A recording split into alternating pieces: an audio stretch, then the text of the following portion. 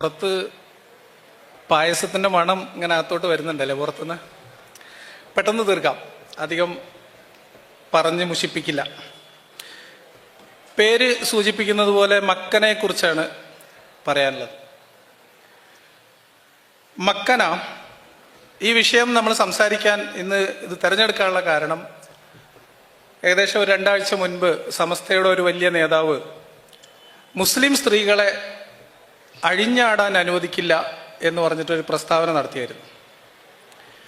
അപ്പം തട്ടമിടാതിരിക്കുക സമം അഴിഞ്ഞാട്ടം എന്ന അർത്ഥത്തിലേക്ക് അവർ പങ്കുവെക്കുന്ന ഒരു മനോവികാരം, അല്ലെങ്കിൽ അവർ പ്രസരിപ്പിക്കാൻ ശ്രമിക്കുന്ന ഒരു വികാരം, അതുമായി ബന്ധപ്പെട്ട് ചില കാര്യങ്ങൾ പറയണം എന്നാണ് ഞാൻ വിചാരിക്കുന്നത്. അപ്പം നമ്മൾ കേവലം മതത്തിൻ്റെ മക്കനെയും സമസ്തയുടെ മൊലിയാർ പറഞ്ഞ മക്കനെയും മാത്രമല്ല നമ്മൾ ഇന്ന് അഭിമുഖീകരിച്ചു കൊണ്ടിരിക്കുന്ന രാഷ്ട്രീയ സാഹചര്യത്തിലുള്ള മക്കനയുടെ ശാസ്ത്രം. മക്കനയ്ക്ക് അതിനേക്കാളും ഒക്കെ വിശാലമായ അർത്ഥത്തിലുള്ള രാഷ്ട്രീയ മാനം ഉള്ള ഒരു സമയത്തുകൂടിയാണ് നമ്മളിന്ന് സംസാരിക്കുന്നത്. അപ്പോൾ ഒന്നിലേക്കും വിശദമായി ആഴത്തിലേക്ക് പോകാതെ വളരെ ലഘുവായിട്ട് അതിൻ്റെ ചരിത്രം, സംസ്കാരം, അതിൻ്റെ വിശ്വാസപരമായിട്ടുള്ള കാര്യങ്ങൾ, അതിൻ്റെ രാഷ്ട്രീയം, ഏറ്റവും അവസാനം നമ്മൾ ഉൾപ്പെടെ സ്വതന്ത്ര ചിന്തകർ എന്ന് അവകാശപ്പെടുന്ന നമ്മൾ ഉൾപ്പെടെ പങ്കുവെക്കുന്ന നമ്മൾ എടുക്കുന്ന രാഷ്ട്രീയ നിലപാട് മക്കനയുടെ വിഷയത്തിൽ എന്താണ്, അതിലെൻ്റെ വീക്ഷണം മാത്രമാണ് ഞാൻ പറയുന്നത്. ഇത് എൻ്റെ സ്വതന്ത്ര ചിന്തകരുടെ പൊതുവായിട്ടുള്ള അഭിപ്രായമാണെന്നോ ആവണമെന്നോ ശഠിക്കുന്നില്ല. ഞാൻ എൻ്റെ വ്യക്തിപരമായിട്ടുള്ള അഭിപ്രായം പറയുകയാണ്. മക്കനയുടെ ചരിത്രം എന്ന് പറഞ്ഞാൽ, അല്ലെങ്കിൽ മൂടുപടങ്ങളുടെ ചരിത്രം എന്ന് പറയുന്നത്, മനുഷ്യർ വസ്ത്രധാരണം തുടങ്ങിയ കാലം മുതൽ ഇങ്ങോട്ട് മനുഷ്യൻ്റെ സാംസ്കാരികമായിട്ടുള്ള രാഷ്ട്രീയമായിട്ടുള്ള പല ഉദ്ദേശത്തോടു കൂടിയും സ്ത്രീകളിൽ ഈ മൂടുപടം പല കാലഘട്ടത്തിൽ നിർബന്ധ നിയമമാക്കപ്പെട്ടിട്ടുണ്ട്. ഒരു ഭാഗമായിട്ട് ഇത് അനുവർത്തിച്ചു വന്നവരുണ്ട്. വിശ്വാസത്തിൻ്റെ ഭാഗമായിട്ടും മക്കന പ്രവർത്തിച്ചിട്ടുണ്ട്. അപ്പം ഇതിൽ കുറച്ചിങ്ങോട്ട് വരുമ്പോൾ മക്കനയ്ക്ക് വേറൊരു മാനം വരുന്നുണ്ട്. ഒരു സ്ത്രീയുടെ അവളുടെ വ്യക്തിത്വത്തിൻ്റെ, സ്വാതന്ത്ര്യത്തിൻ്റെ, അവളുടെ അവകാശങ്ങളുടെ ഒക്കെ പ്രതീകമായിട്ട് ചർച്ച ചെയ്യപ്പെടുകയും വാദപ്രതിവാദങ്ങൾ നടക്കുകയും ചെയ്യുന്ന ഒരു വസ്തുവായിട്ട് മക്കനെ പിന്നീട് മാറുന്നുണ്ട്. അതും കഴിഞ്ഞ് നമ്മളിപ്പോൾ എത്തി നിൽക്കുന്ന ഈ കാലഘട്ടത്തിൽ അത് പൊതുവെ സ്ത്രീകളുടെ സ്വാതന്ത്ര്യം, വ്യക്തിത്വം എന്നതിൽ നിന്ന് മാറി മൂടുപടം, മക്കന, ഹിജാബ് എന്നതിനൊക്കെ മുസ്ലിം സ്ത്രീയുടെ വ്യക്തിത്വം, മുസ്ലിം സ്ത്രീയുടെ സ്വാതന്ത്ര്യം, മുസ്ലിം സ്ത്രീയുടെ അവകാശങ്ങൾ എന്ന നിലയിലേക്ക് മക്കനയുടെ ഡിസ്കഷൻസ്, അല്ലെങ്കിൽ അതിനെക്കുറിച്ചുള്ള സംവാദം ചുരുങ്ങിപ്പോയിട്ടുണ്ട്. അപ്പോൾ ഈ രാഷ്ട്രീയ പശ്ചാത്തലത്തിൽ നിന്നുകൊണ്ടാണ് നമ്മൾ മക്കനയിലേക്ക് പോകുന്നത്. 2013 ന്യൂയോർക്കിൽ താമസമാക്കിയിട്ടുള്ള ഒരു ബംഗ്ലാദേശ് ഒറിജിൻ ആയിട്ടുള്ള ഒരു സ്ത്രീ, അവര് ഇന്റർനാഷണൽ ഹിജാബ് ഡേ ആയിട്ട് ഫെബ്രുവരി 1 ആചരിക്കാൻ തുടങ്ങിയിട്ട് ഉണ്ട്. അത് ആ വ്യക്തി അനുഭവിച്ച ഹിജാബ് എന്ന് പറയുന്ന ഒരു അടയാളത്തെ മുൻനിർത്തി മുസ്ലിം സ്ത്രീ എന്ന രീതിയിൽ അവർ നേരിട്ടിട്ടുള്ള അവഗണനയും അവർ നേരിട്ടിട്ടുള്ള വ്യക്തിപരമായിട്ടുള്ള മാനസികമായിട്ടൊക്കെയുള്ള പീഡനങ്ങളും ഹറാസ്മെൻറ്റും അതിനെഗെയിൻസ്റ്റ് ആയിട്ട് അവരുടെ വ്യക്തിത്വത്തെ ഉയർത്തിപ്പിടിക്കാനും അവരുടെ സ്വാതന്ത്ര്യത്തെ ഉയർത്തിപ്പിടിക്കാനും വേണ്ടി അവർ തുടങ്ങിയിട്ടുള്ള ഒരു ഇനീഷ്യേറ്റീവാണ്. അതിപ്പോൾ എങ്ങനെയാണ് ഡെവലപ്പ് ചെയ്തു പോകുന്നത്, അതെങ്ങനെയാണ് രാഷ്ട്രീയമായിട്ട് ഉപയോഗപ്പെടുത്തുന്നത് എന്നത് ഞാൻ ഇവിടെ ഇപ്പോൾ പരിഗണിക്കുന്നില്ല. അത് ഞാൻ ജസ്റ്റ് ഒന്ന് പറഞ്ഞു വെച്ചു എന്ന് മാത്രമേ ഉള്ളൂ. ഇനി നമുക്ക് മക്കനയിലേക്ക് പോകാം. ചരിത്രത്തിൽ ഞാൻ നേരത്തെ പറഞ്ഞു, പണ്ട് മുതലേ മക്കനയുണ്ട്.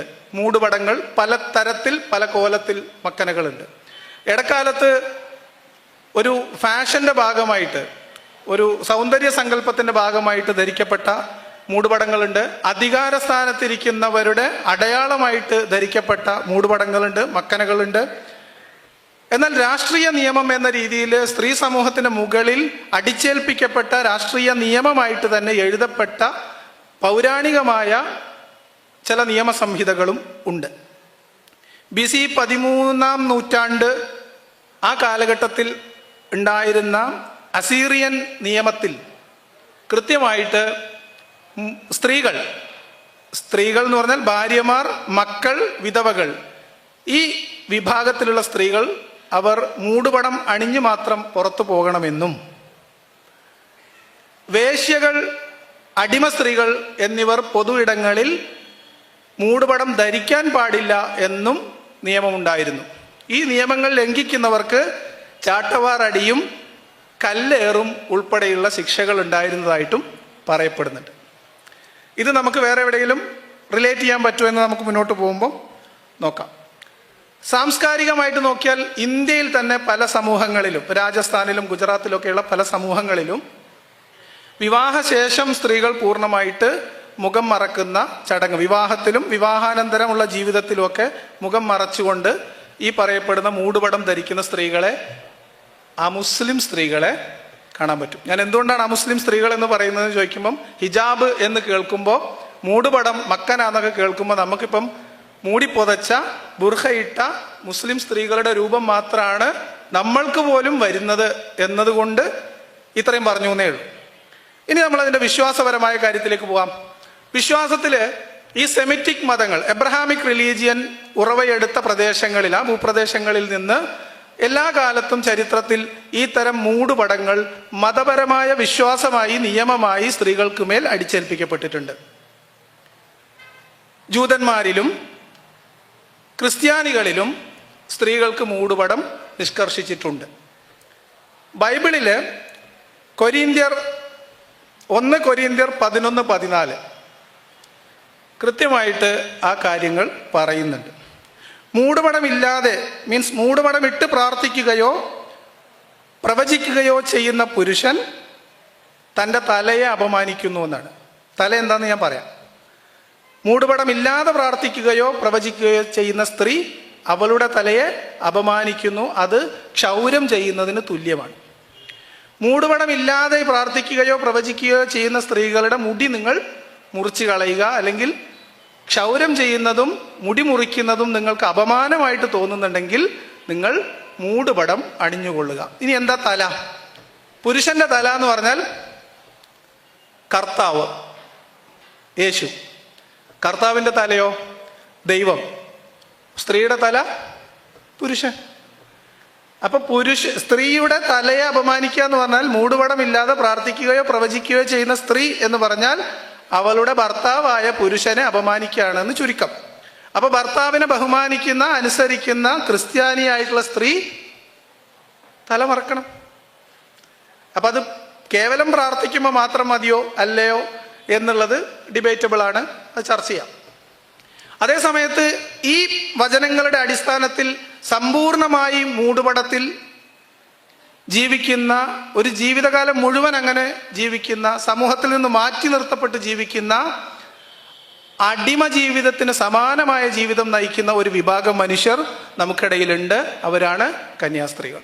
കന്യാസ്ത്രീ മഠങ്ങൾ അടിമ ലയങ്ങൾ മാത്രമാണ്. ഇത് വിവാദമാക്കിയാലും പ്രശ്നമൊന്നുമില്ല. ഇഷ്ടംപോലെ തെളിവുകൾ അതിനുണ്ട്. അവരെന്തൊക്കെ പുരോഗമനം പറഞ്ഞാലും, അവരെന്തൊക്കെ പുറത്തു പറഞ്ഞാലും കന്യാസ്ത്രീകളുടെ ജീവിതം അടിമ ജീവിതമാണ്. അത് പറയാൻ വേറെ ആരും വരാൻ സാധ്യത ഇല്ലാത്തത് കൊണ്ടുകൂടിയാണ് പറഞ്ഞത്. ഇനി നമുക്ക് ഇത്രയൊക്കെ പറഞ്ഞിട്ട് നമുക്ക് ഇസ്ലാമിലേക്ക് പോകാമെന്ന് വിചാരിച്ചു. ഇസ്ലാമിലെ ഹിജാബാണല്ലോ പ്രശ്നം. ഇസ്ലാമിലെ ഹിജാബ് ഒരു വലിയ പ്രശ്നമാണ്. എന്തുകൊണ്ട്? ഇസ്ലാമിലെ ഹിജാബിന്റെ ആയത്ത് ഖുർആനിലെ 33-ാം അധ്യായത്തിലെ 59-ാമത്തെ വചനം. ആ വചനം തുടങ്ങുന്നത്, ഓ പ്രവാചകരെ പറയുക, നിങ്ങളുടെ പത്നിമാരോടും സത്യവിശ്വാസിനികളായ സ്ത്രീകളോടും അവരുടെ മുഖമക്കനകൾ അവരുടെ മാറിടത്തിലേക്ക് താഴ്ത്തിയിടാൻ പറയുക എന്ന് പറഞ്ഞാൽ, നമ്മളെ ഇവിടുത്തെ വഹാബികളും സലഫികളും ബുർഖ ധരിക്കണം എന്ന് ഈ ആയത്തിന് വ്യാഖ്യാനിച്ച് പറയുന്നവർ പറയുന്നത്, തലയിൽ ധരിച്ച ശിരോവസ്ത്രം മുഖത്തിലൂടെ മാറിടത്തിലേക്ക് തൂക്കിയിടുക എന്ന് പറഞ്ഞാൽ പൂർണ്ണമായിട്ട് മൂടുക, കവർ ചെയ്യുക എന്നുള്ളതാണ് അർത്ഥം. ഇതാണ് ഖുർആനിലെ വചനം. ഈ വചനത്തിന്റെ പ്രത്യേകത, ഞാൻ പറയാൻ ഉദ്ദേശിക്കുന്ന പ്രത്യേകത, വാസ്തവത്തിൽ ദൈവം ഇവിടെ സ്ത്രീകളോട് നിങ്ങൾ തലമറക്കണം എന്ന് പറയല്ല ചെയ്യുന്നത്. സ്ത്രീകളെ നിങ്ങൾ തലമറക്കുക എന്നല്ല പറയുന്നത്. പകരം പുരുഷന്മാരോട് പറയുകയാണ്, പുരുഷനെ പുരുഷന്റെ ബാധ്യതയാണ്. സ്ത്രീയോട് പറയണം, നിന്റെ ഭാര്യമാരും മക്കളും ഒക്കെ മൂടുപടം ധരിക്കണം. ഇനി പ്രശ്നം, വിശ്വാസപരമായ പ്രശ്നം, മുസ്ലിമിന്റെ നിർബന്ധ ബാധ്യതയാണ് നന്മ കൽപ്പിക്കലും തിന്മ വിരോധിക്കലും. ഇനി സ്ത്രീയും പുരുഷനും തമ്മിലുള്ള ബന്ധം ഇസ്ലാമിലേക്ക് കടന്നു വരുമ്പോൾ എങ്ങനെയാണ്? സ്ത്രീ എന്ന് പറയുന്നത് പുരുഷന്റെ സ്വകാര്യ സ്വത്താണ്. അതാണ് ഇസ്ലാമിലെ ഒരു പുരുഷൻ സ്ത്രീയുടെ മേൽ നിയന്ത്രണാധികാരമുള്ളവനാകുന്നു എന്നാണ് ഖുർആനിലെ 4:34 പറയുന്നത്. ആ 4:34 സ്ത്രീയെക്കുറിച്ച് പറയുന്നുണ്ട്. ഉത്തമയായ സ്ത്രീ എന്ന് പറഞ്ഞാൽ പുരുഷനെ നന്നായിട്ട് അനുസരിക്കുന്ന, അനുസരണാശീലമുള്ളവളാണ് സ്ത്രീ. അപ്പൊ ഇനി നോക്കിയേ, മുസ്ലിം സ്ത്രീകൾ എന്ത് വസ്ത്രം ധരിക്കണം എന്ന്, എങ്ങനെ വസ്ത്രം ധരിക്കണം എന്ന് ഖുർആനിൽ അള്ളാഹു പുരുഷന്മാരോട് കൽപ്പിക്കുന്നു. പുരുഷന്റെ മേൽ മതപരമായ ബാധ്യതയായി മാറുന്നു തൻ്റെ സ്ത്രീ, തൻ്റെ അധീനതയിലുള്ള സ്ത്രീ എന്ത് വസ്ത്രം ധരിക്കണം, എങ്ങനെ വസ്ത്രം ധരിക്കണം എന്ന്. പുരുഷൻ സ്ത്രീയുടെ മേൽ നിയന്ത്രണാധികാരമുള്ളവനാണ് എന്ന ഖുർആൻ വചനത്തെ മുൻനിർത്തിയിട്ട് അതിൻ്റെ വ്യാഖ്യാനങ്ങളിൽ സ്വന്തം പിതാവ് മരണാസന്നനായി കിടക്കുന്ന സമയത്ത് ആ പിതാവിനെ കാണാൻ പുറത്തിറങ്ങി പോകണമെങ്കിൽ പോലും ഭർത്താവിൻ്റെ അനുവാദം വാങ്ങൽ നിർബന്ധമാണ് എന്നും, ആ അനുവാദം വാങ്ങാതെ എങ്ങാനും മരിക്കാൻ കിടക്കുന്ന വാപ്പാനെ കാണാൻ പോയാൽ അള്ളാഹിന്റെ മലക്കുകൾ കുത്തിയിരുന്ന് പ്രാകും എന്നാണ് ഹദീസിലുള്ളത്. അപ്പൊ ഈ അർത്ഥത്തിൽ ഇസ്ലാമിലെ ഹിജാബിന് പ്രത്യേക മാനമുണ്ട്. കാരണം അത് ഈ രീതിയിലാണ് ഇംപ്ലിമെന്റ് ചെയ്യുന്നത് എന്നുള്ളത് കൊണ്ട്. എന്നാൽ ഇതേ നിയമം നമ്മൾ എവിടെ കണ്ടു? പഴയ അസൂറിയൻ നിയമത്തിൽ കണ്ടു. ബൈബിളിലും ഇതിൻ്റെ ഒരു ലൈറ്റ് വേർഷൻ പറഞ്ഞു വെക്കുന്നു. സ്ത്രീ മൂടുപടം ധരിക്കുന്നില്ലെങ്കിൽ അവളുടെ തലയെ അപമാനിക്കുകയാണ്. സ്ത്രീയുടെ തല എന്ന് പറഞ്ഞാൽ അവളുടെ ഭർത്താവാണ്. അപ്പൊ പുരുഷന്റെ, ഇസ്ലാമിലെ സ്ത്രീയുടെ വേറൊരു ഉത്തരവാദിത്തമാണ്, ഇതെന്തിനു വേണ്ടിയിട്ടാണ്? ഇപ്പം തല മറക്കണം എന്ന് പറഞ്ഞു, ശരി, എന്തിനു വേണ്ടി എന്നത് ഇതേ ആയത്തിൽ നിന്ന് കിട്ടും. ഖുർആനിലെ 4:34 കിട്ടും. സ്ത്രീയുടെ ഉത്തരവാദിത്തങ്ങളിൽ പെട്ടതാണ് പുരുഷന്റെ അസാന്നിധ്യത്തിൽ പുരുഷന്റെ സർവ്വതും സംരക്ഷിക്കുക. പുരുഷന്റെ സർവ്വതും എന്ന് പറഞ്ഞാൽ അതിൽ സ്ത്രീയുടെ ശരീരവും കൂടി വരും. അപ്പൊ അത് പുരുഷന് വേണ്ടി മാത്രം ഉള്ളതാണ്. ആ പുരുഷന് വേണ്ടി ഇവളുടെ ശരീരത്തെ കൂടി സംരക്ഷിച്ച് നിർത്തുന്നതിൻ്റെ ഭാഗമായിട്ടാണ് ഈ ഹിജാബ് വരുന്നത്. ഇനി നമ്മൾ ഹിജാബിൻ്റെ ആധുനിക കാലത്തെ രാഷ്ട്രീയത്തിലേക്ക് വരികയാണ്. കേരളത്തിലെ ഹിജാബിൻ്റെ ചരിത്രം എന്ന് പറയുന്നത് ഒരു 50 കൊല്ലത്തിന് ഇപ്പുറമുള്ള ചരിത്രമേ ഉള്ളൂ. മക്കനകൾ എന്ന് ഞാൻ മക്കന എന്ന് പേരിടാൻ കാരണം, ഹിജാബ് എന്ന് പേരിടാതിരിക്കാൻ കാരണം ഇങ്ങനെ ഒരു മുൻവിധി നമുക്ക് ഉണ്ടാവാതിരിക്കാൻ വേണ്ടിയിട്ടാണ്. മക്കന നമുക്ക് കുറച്ചൊരു 50 വയസ്സൊക്കെ ഉള്ള ആളുകൾക്ക് സുപരിചിതമായിട്ടുള്ള പേരായിരിക്കും മക്കന. മക്കന എന്ന പേരെ നമുക്ക് അറിയത്തുള്ളായിരുന്നു. വേറൊരു പേര് നമുക്ക് അതിനെക്കുറിച്ച് അറിയില്ല. മക്കന എന്ന് പറയുമ്പം പലതരം മക്കനകളുണ്ട്.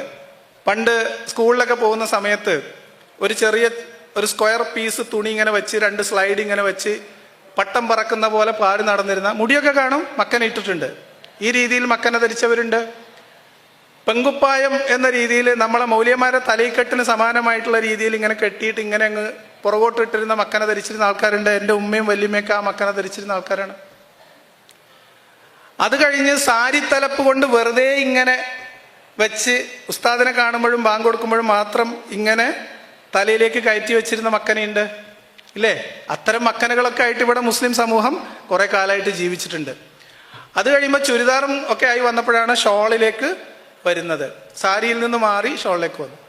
ഇനി ഞാനിത് പറയുമ്പോൾ നിങ്ങൾക്ക് റിലേറ്റ് ചെയ്യാൻ പറ്റുന്ന ഒരു കാര്യം, ഒരു 20-25 കൊല്ലം മുൻപ്, ഒരു 20 കൊല്ലം മുൻപ് കേരളത്തിലൊരു മുസ്ലിം സ്ത്രീ നടന്നു പോകുമ്പോൾ ആ മുസ്ലിം സ്ത്രീ ഏത് സംഘടനക്കാരിയാണ് അല്ലെങ്കിൽ ഏത് വിശ്വാസക്കാരിയാണ് എന്ന് മുസ്ലിങ്ങൾ പരസ്പരം തിരിച്ചറിഞ്ഞിരുന്നത് അവരുടെ തലയിൽ ധരിച്ചിട്ടുള്ള മക്കനയുടെ രീതി കണ്ടിട്ടാണ്. അതായത് നിങ്ങൾ സാരിയോ ചുരിദാറോ ഇട്ടിട്ടുണ്ട്, ഇങ്ങനെ ഒരു തുണി മഫ്ത ഇവിടെ കുത്തി ഇങ്ങനെ തൂക്കിയിട്ടുണ്ടെങ്കിൽ ഉറപ്പിച്ചോളണം അത് ഒന്നുകിൽ ജമാഅത്താണ് അല്ലെങ്കിൽ മുജാഹിദാണ്. സുന്നികൾ അതിന് കിട്ടൂലായിരുന്നു. ഇങ്ങനെയാണ് മക്കന കേരളത്തിൽ ഉണ്ടായി വരുന്നത്. ഇത് നമ്മൾക്ക് ഈ ചെറിയ പ്രായത്തിലുള്ള എനിക്ക് പോലും ഓർമ്മയുള്ള, എൻ്റെ ഓർമ്മയിൽ എൻ്റെ കണ്ണിൽ നമ്മൾ കണ്ടിട്ടുള്ള കാര്യം, നമ്മളെ വീട്ടിൽ നമ്മൾ കണ്ടിട്ടുള്ള കാര്യം, മഫ്തയിട്ട സ്ത്രീ മുജാഹിദാണെന്നും പുത്തനാശയക്കാരിയാണ് എന്നും വിചാരിച്ചിരുന്ന ആളുകൾ മുസ്ലിങ്ങൾക്കിടയിലുണ്ട്. ആ മുസ്ലിങ്ങളാണ് ഇപ്പോൾ ബുർഖയിൽ മൂടിപ്പൊതച്ച് കയ്യിലും ഗ്ലൗസും കാലിൽ സോക്സും ധരിച്ച് അത്തരം വീടുകളിലേക്ക് മാത്രം കുട്ടികളെ കെട്ടിച്ചു കൊടുക്കുകയുള്ളൂ. കല്യാണത്തിന്റെ സമയത്ത് പോലും ഈ വസ്ത്രധാരണം നിബന്ധനയാക്കുന്ന അവസ്ഥയിലേക്ക് മുസ്ലിം സമൂഹം എത്തിയിട്ടുള്ളത്. അപ്പൊ ഇനി നമ്മൾ ഇതൊക്കെയാണ് മുസ്ലിം സ്ത്രീകളുടെ മക്കനയുടെ ഒരു പരിണാമം. ഇനി നമ്മൾ ഹിജാബ് എന്ന പുതിയ വിവാദത്തിലേക്ക് വരാം. കുറച്ചു കാലങ്ങളായിട്ട് ഹിജാബ് ഒരു വിഷയമാണ്. ഈ ആന്റി മുസ്ലിം മൈൻഡ് സെറ്റ് ഉള്ള ആളുകളെ സംബന്ധിച്ച് ഇസ്ലാമിൽ ഏറ്റവും വലിയ പ്രശ്നമായിട്ട് അവർ കാണുന്നത് ഹിജാബാണ്. അതൊരു ടൂളായിട്ട് അവരുപയോഗിക്കുന്നുണ്ട്. ഇപ്പൊ ഹിജാബിന്റെ വിഷയം വരുമ്പോൾ, ഒരു വിവാദം വരുമ്പോൾ ആളുകൾ പൊതുവെ 3 തരമായിട്ടാണ് ഞാൻ കണ്ടിട്ടുള്ളത്. എൻ്റെ നിരീക്ഷണമാണ്, ഞാൻ പറഞ്ഞതൊക്കെ എൻ്റെ അഭിപ്രായമാണ്, ഒന്നും നിങ്ങൾ എടുക്കണം എന്നില്ല. എൻ്റെ നിരീക്ഷണങ്ങളും എൻ്റെ അഭിപ്രായം മാത്രമാണ്. യോജിക്കാം വിയോജിക്കാം. 2-3 തരം ആൾക്കാരാണ്. ഒന്നാമത്തെ തരം ആളുകൾ ഹിജാബ് വാദികളാണ്. ഈ ഹിജാബ് വാദികൾ എന്ന് അവർ തന്നെ വിളിക്കണം എന്നില്ല. നമുക്ക് വേണമെങ്കിൽ ഒരാളെ ഹിജാബ് വാദി എന്ന് വിളിക്കാം. ഇപ്പൊ ഈ പ്രസന്റേഷൻ കഴിഞ്ഞിട്ട് നിങ്ങൾക്ക് വേണമെങ്കിൽ എന്നെ ഹിജാബ് വാദി എന്ന് വിളിക്കാം. അത് നിങ്ങളുടെ സ്വാതന്ത്ര്യമാണ്. ഹിജാബ് വാദികൾ എന്ന് പറയുന്ന വിഭാഗം. ഹിജാബ് വാദികളിൽ 2 തരം വാദികളുണ്ട്. നമ്മൾ തൽക്കാലം ഇസ്ലാമിനകത്തുള്ള ഹിജാബ് വാദികളെ മാത്രം എടുക്കുന്നുള്ളൂ. യുക്തിവാദികളിൽ എന്നെ പോലുള്ള ഹിജാബ് വാദികളെ എടുക്കുന്നില്ല. വിശ്വാസികളെ നമ്മൾ ഹിജാബ് വാദികൾ എന്ന് വേർതിരിച്ചാൽ അതിൽ 2 തരം ആൾക്കാരുണ്ട്. അതിലൊരു വിഭാഗം ആളുകൾ സ്ട്രിക്റ്റ്ലി ഇത് കിതാബിലുണ്ട്, ഇത് അള്ളാഹ് പറഞ്ഞതാണ്, ഇത് ഞങ്ങളുടെ നിയമമാണ്, അത് നിങ്ങൾക്ക് എന്താ കുഴപ്പം? അവരടുത്ത് ഭാര്യയെ അടിക്കാൻ ഖുർആനിൽ അള്ളാഹ് അനുവാദം കൊടുത്തിട്ടുണ്ടല്ലോ എന്ന് പറഞ്ഞാൽ അത്തരം ആൾക്കാർ പറയും, അതിനെന്താ കുഴപ്പം? അനുസരണക്കേട് കാണിച്ചാൽ ചെറുങ്ങനെ അടിക്കണം എന്നല്ലേ ഉള്ളൂ. അവരത് പച്ചക്ക് ചോദിക്കും. അത്തരം ആളുകൾ നമുക്ക് പെട്ടെന്ന് മനസ്സിലാവും അവര് നിഷ്കളങ്കരാണ്, വിശ്വാസികളാണ്, നിഷ്കളങ്കരാണ്. അവര് ഇതിന്റെ സോഷ്യൽ ഇമ്പാക്ട്, സ്ത്രീവിരുദ്ധത ഇതൊന്നും മനസ്സിലാക്കാതെ മതം മാത്രം തലയിൽ കയറ്റിവെച്ച് മതം മാത്രം പറയുന്ന ആൾക്കാരാണ് ഹിജാബ് വാദിയിലെ ഒന്നാമത്തെ ആൾക്കാർ. രണ്ടാമത്തത് മതവിശ്വാസികളായിട്ടുള്ള ഹിജാബ് വാദികളിലുള്ള ഒരു വിഭാഗമാണ് കപട മതേതരവാദികൾ. കപട മതേതരവാദികൾ ഹിജാബ് ഇഷ്യൂ ഉണ്ടാവുമ്പോൾ എന്താ പറയാ അറിയോ? ലാ ഇക്റാഹ ഫിദ്ദീൻ, അതൊക്കെ പെണ്ണുങ്ങളുടെ സ്വാതന്ത്ര്യമല്ലേ എന്ന് ചോദിക്കും. ഇത് പ്രസംഗിച്ച് വീട്ടിൽ ചെല്ലുമ്പോൾ ഈ പ്രസംഗിച്ച നേതാവിന്റെ മകൾ ഹിജാബ് ഇടാതെ പുറത്തു വേണമെങ്കിൽ ഈ വാപ്പ ആ വാതിലിന്റെ അവിടെ തടയും. മനസ്സിലായോ? അത് പറയാം. അപ്പൊ അവർ കപട മതേതരവാദികളാണ്. മതത്തിൽ സ്ത്രീവിരുദ്ധമായ നിയമങ്ങളെ മറച്ചു പിടിക്കുകയും മതം മഹാസംഭവമാണ്, അത് ചോയ്സാണ് എന്ന് നാട്ടുകാരെ ബോധിപ്പിക്കാൻ ബാധ്യതപ്പെടുകയും ചെയ്ത വിഭാഗമാണ് ആളുകൾ. മുസ്ലിം ലീഗിനെയും ഒക്കെ നമുക്ക് ആ ഗണത്തിൽപ്പെടുത്താം. മുസ്ലിം ലീഗ്, ജമാഅത്തെ ഇസ്ലാമിയുടെ ഒരു വിങ്ങിനെയൊക്കെ പേരെടുത്ത് പറഞ്ഞു തന്നെ പോകാന്ന് വിചാരിച്ചിട്ടാണോ, വേറൊന്നും കൊണ്ടല്ല. ആ വിഭാഗത്തിൽ നമുക്ക് പെടുത്താം. മറ്റവർ ഞാൻ ആദ്യം പറഞ്ഞ കാറ്റഗറിയിലുള്ള ആൾക്കാരാണ് AP വിഭാഗം സുന്നികൾ. അവരാണ് ഈ ഗ്ലൗസിന്റെയും സോക്സിന്റെ ആൾക്കാർ കേട്ടോ, AP വിഭാഗം ആൾക്കാർ. അവരെ സംബന്ധിച്ച് അവർക്കൊരു ലജ്ജയുമില്ല. അനുസരണക്കേട് കാണിച്ചാൽ പിന്നെ നിങ്ങൾ എന്താ ചെയ്യായിരിക്കും? എന്നോട് ചോദിച്ചിട്ടുണ്ട് ഒരുത്തൻ, വലിയ മതഭൗതിക സമന്വയ വിദ്യാഭ്യാസ പദ്ധതിയിലൂടെ വലിയ ബിരുദമുള്ള മൊയിലിയരാണ് എന്നോട് ചോദിച്ചത്, അനുസരണക്കേട് കാണിച്ചാൽ പിന്നെ എന്താ ചെയ്യാൻ? അപ്പൊ അങ്ങനെ ചോദിക്കുന്ന ആൾക്കാരുണ്ട്. അതിൽ കുഴപ്പമൊന്നുമില്ല എന്ന് പറയുന്ന ആൾക്കാർ, അവരെ നമ്മൾ പെട്ടെന്ന് ഐഡന്റിഫൈ ചെയ്യും. കപട മതേതരവാദികൾ എന്ന് പറഞ്ഞാൽ ഇതാണ്. ഈ കപട മതേതരവാദികളുടെ ഒരു പ്രത്യേകത എന്ന് വെച്ചാൽ കേരളത്തിലെ മുസ്ലിം സ്ത്രീകളുടെ ഹിജാബ് ചോയ്സ് ആണെന്ന് പറയും. അവർ വീട്ടിൽ നിന്ന് നിർബന്ധിച്ചിട്ട് മഫ്ത കുട്ടിയെ വന്നിട്ടാണ് TV ചാനലിൽ ഇരുന്നിട്ട് ഈ സ്ത്രീകൾ പോലും, ചില വക്കീലന്മാരൊക്കെ ഉണ്ട്, അവർ പറയും അത് ഞങ്ങളുടെ ചോയ്സ് അല്ലേ, അത് ഞങ്ങളുടെ ഐഡന്റിറ്റി അല്ലേ എന്ന് പറയും. പക്ഷെ വീട്ടിൽ നിന്ന് അത് ഇടാതെ TV ഒരു ദിവസം വന്നിരുന്ന് വർത്തമാനം പറഞ്ഞാൽ വിവരം അറിയും, പിന്നെ പുറം ലോകം കാണൂല. അപ്പൊ ഇതാണ് കപട മതേതരവാദികൾ. ഈ കപട മതേതരവാദികളുടെ വേറൊരു പ്രത്യേകത, ഇറാനിൽ ഒരു പ്രശ്നം ചൂണ്ടിക്കാണിക്കുന്നു.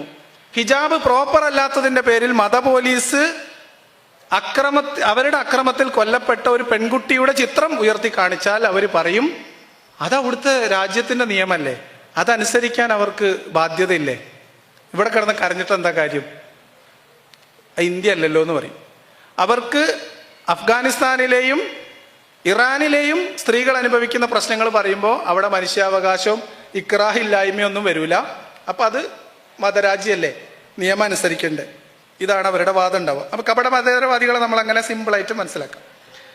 വേറൊരു വിഭാഗം കേരളത്തിലുണ്ട്. ഇപ്പം അതിനെ രണ്ട് സംഭവങ്ങളുടെ പശ്ചാത്തലത്തിൽ പറയാം. ഒന്ന്, ഈ അടുത്ത് നടന്ന ഹിജാബ് ഇടാത്തവരെ കഴിഞ്ഞാട്ടക്കാരികളാണെന്ന് പറഞ്ഞൊരു പശ്ചാത്തലം നമ്മൾ ഓൾറെഡി പറഞ്ഞു. മുസ്ലിം ലീഗിൻ്റെ നേതാവ്, മീൻസ് സമസ്തയുടെ നേതാവാണത് പറയുന്നത്. എല്ലാവരും കൂടി അയാളുടെ മേലെ ചാടി വീണു. അയാൾ ഉറച്ചു നിന്നു, ഇതിങ്ങനെയാണ്, ഞങ്ങൾക്കൊന്നും ചെയ്യാൻ പറ്റില്ല, മാറ്റാൻ പറ്റില്ല, മതത്തിൽ അങ്ങനെ തന്നെയാണ്.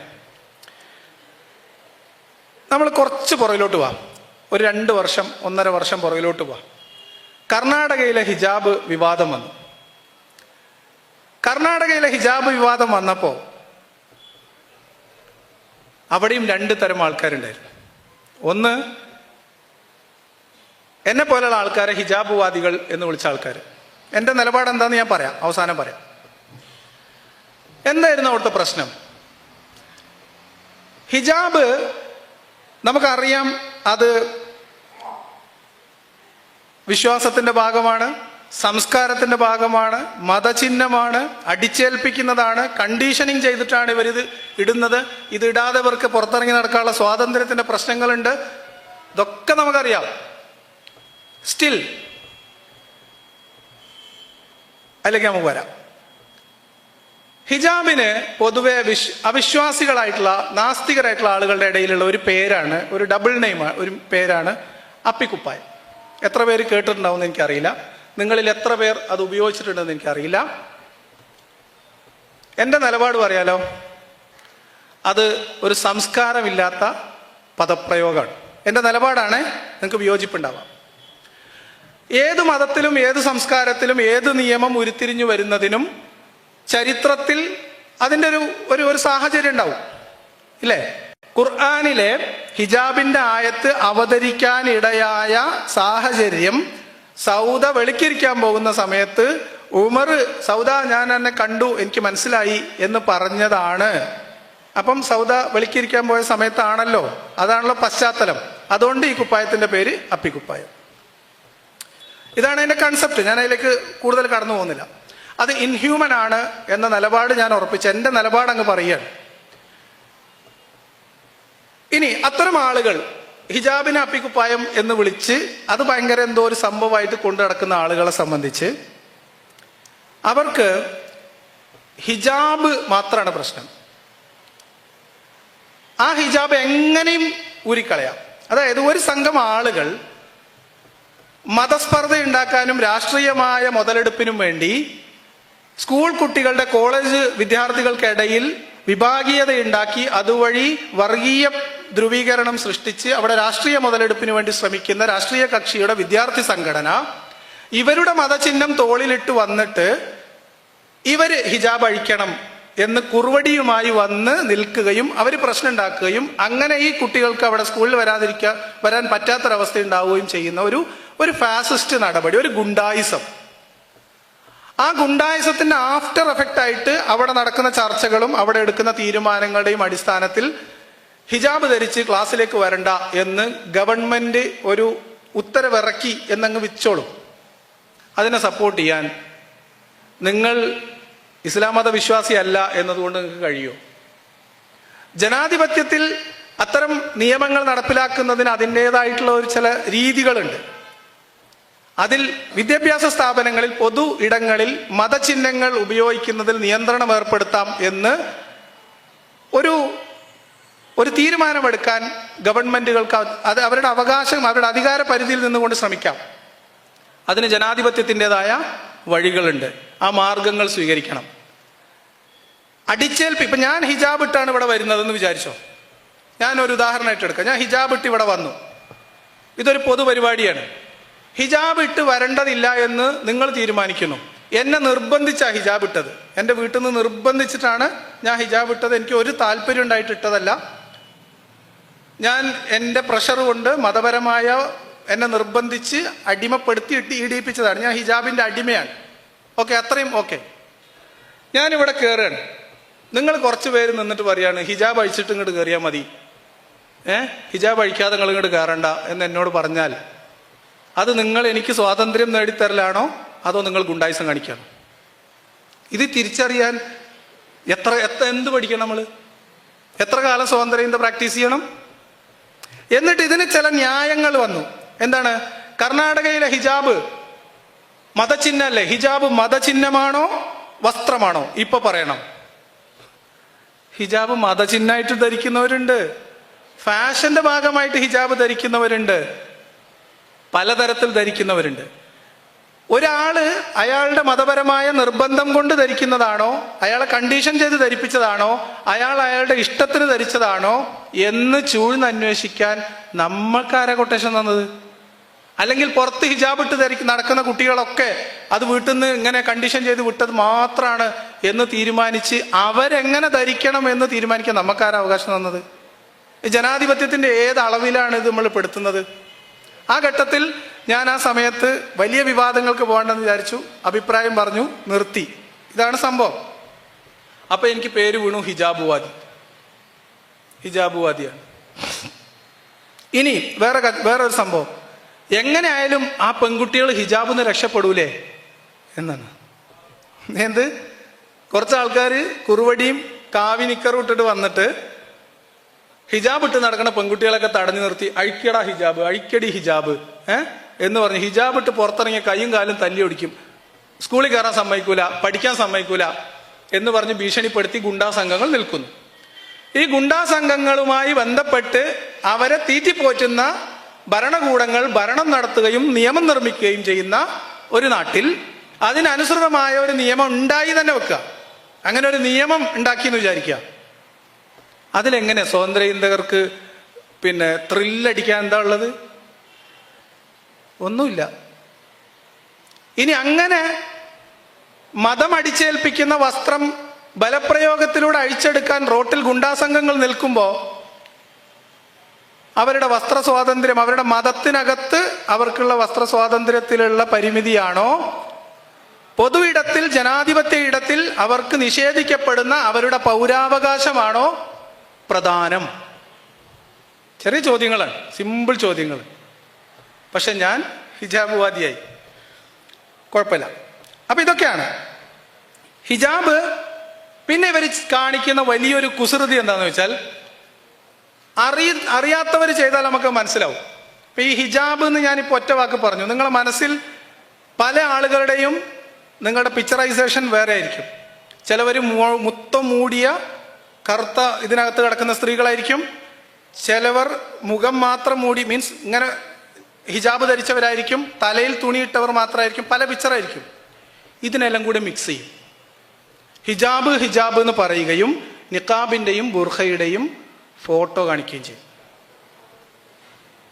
ഇങ്ങനെയുള്ള പല കുൽസിത പ്രവർത്തനങ്ങളും സ്വാതന്ത്ര്യചിന്തകർ എന്ന് അവകാശപ്പെടുന്നവരുടെ ഭാഗത്തുനിന്ന് കണ്ടു. പറ്റുന്ന പോലെയൊക്കെ അഭിപ്രായം പറഞ്ഞു. കലഹത്തിന് താല്പര്യമില്ല, അത് വിശ്വാസികളോടായാലും നിരീശ്വരവാദികളോടായാലും. അതുകൊണ്ട് അത് വിട്ടു. ഇനി ഹിജാബിൽ എൻ്റെ നിലപാട് വരാം.